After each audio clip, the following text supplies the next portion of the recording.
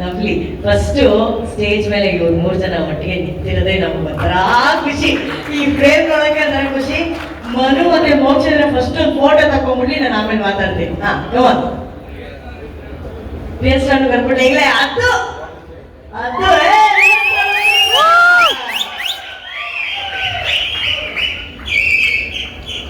ಹೌದು, ಸಲಗ ನಂತರ ಇವತ್ತು UI ಅಲ್ಲೇ ನಾವು ನೋಡ್ತಾ ಇರೋದು 4 ಜನ ಈ ವೇದಿಕೆ ಮೇಲೆ ಇದ್ದಾರೆ ಒಟ್ಟಿಗೆ ನಿಂತಿರೋದು.